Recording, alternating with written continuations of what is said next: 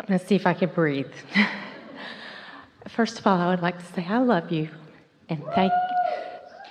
I am so appreciative of having you in my life, the teachings that I've learned, because my life is so rich and it is so fun. It just has to be that way. In other words, what we did was we spoke some words, because words don't teach, that caused you to find resonance with who you really are. So what you're describing is the satisfaction of that pretty steady alignment. Yes. And it's hilarious the way that things happen in my life. I get your CDs and I listen to them till the words are coming off them. And a few months ago you talked about, and today you've been talking about the difference between wanting, the vibration of wanting something, and needing to do something. Some people say that want and need are the same thing. And you got it. The desire engine or the opposition engine. Right. Yes. So I thought about that, and the example was somebody that needed $10,000. And so I thought, wow, that's pretty powerful stuff. And I'm going to play the game. I'm going to put it out there. And I said, universe, I would like $20,000. Just like blue glass butterflies and... Yeah, and I didn't really think about it that much after that. I just thought, I really would like to have $20,000 to play with. And every now and then I would think, well, that would be kind of fun. When I get my $20,000, I'm going to do this. But the path to it was hilarious. I get a letter 2 weeks later, I swear, 2 weeks later, I get a letter in the mail that says, hello, you worked for us 20 years ago, and you have money in a pension plan. And we're going to give you an opportunity to take a lump sum payment out of your pension plan that you didn't even know you had. And if you're older than 59 and a half, you don't have to pay a penalty on it. And I was literally days over being 59 and a half.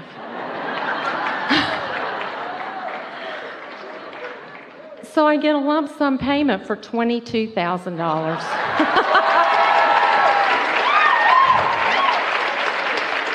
And it was no effort. And I had a blast with the way the whole thing evolved. When I got the money, that was fun too.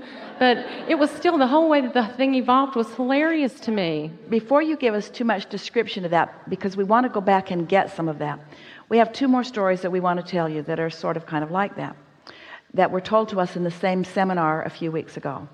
So a woman said that she was wanting to come to one of these seminars and was trying to make her way there. The expense was a big of an issue for her, and so her friend arranged through an airline that she is affiliated with to get her some standby tickets. So the two girls were flying from two different cities, and they were on their way to Chicago.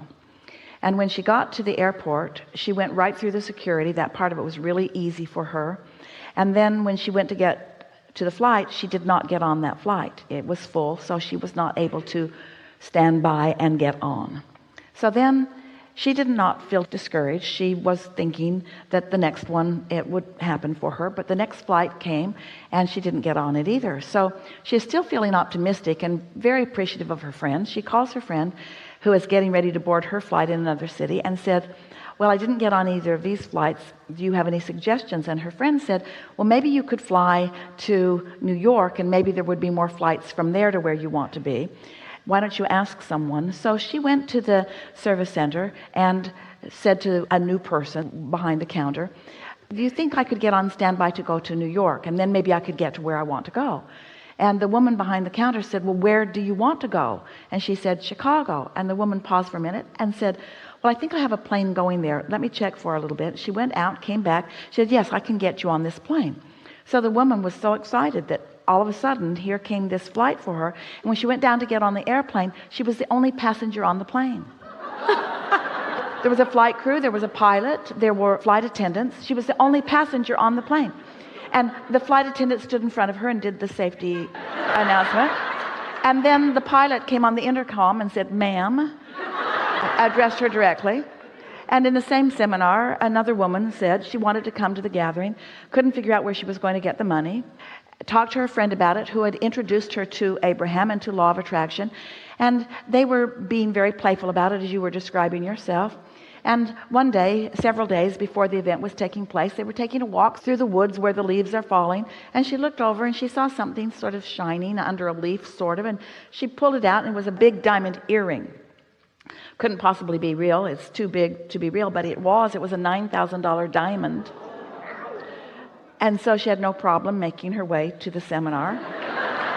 And so what we want to ask you to think about those examples and this example, and we especially want you to think about it. So what were the components? What was the mood within you? In other words, you kept using the word playful. You were being playful about it. So it wasn't urgent. In any of these stories where instant manifestation or nearly instant manifestation came about, no one was worried about how it was going to happen. And this is what we really want to say about all three of these. When you know what you want and why you want it, but you are not invested in how it's going to come, when it's going to be there, who's going to bring it, because those questions to which you don't know answers cause you to put engines on the other end of your train. If you're just asking and not doing that thing you do that contradicts your asking, it will come, and it will come fast.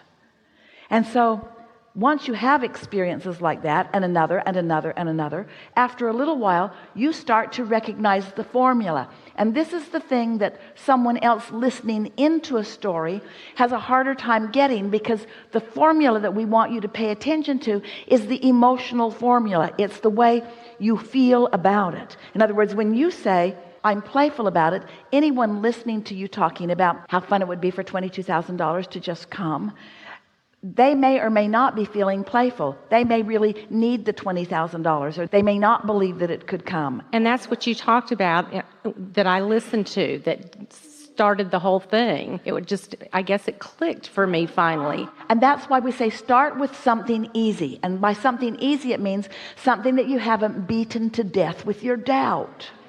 Something that you're not so wadded up in that you can't find a breakthrough. Start with easy things and let the universe show you. The universe will show you the following. The universe will show you, you are your inner being's object of attention. You have our undivided attention. And we mean that. Only you are the divider of the energy. Only you can split the energy. So we wrote a whole book about that. When you ask, it is given. Question is, how do you receive the impulse? How do you be in the right place at the right time? There are people that get those letters and don't even open them. A person in a funk might even see that as junk mail. There are all kinds of things that keep you from receiving what you are wanting. Well, you had talked about being kind to yourself and be easier and rest more. And I had really started doing a lot of that. I'd been really busy, but I thought, I need to take some time for me. So I'm sitting on my back porch, and we live in the country, and it's beautiful. And I'm watching the birds, and I'm taking more time for myself. And in that part of my life... Are you saying to us, the most productive thing that you could possibly do in terms of getting everything that you want is to do things that feel good to you? And it's easy. It was easy. Yeah. Because this is the art of allowing, not the art of making it happen. This is the law of attraction, not the law of assertion.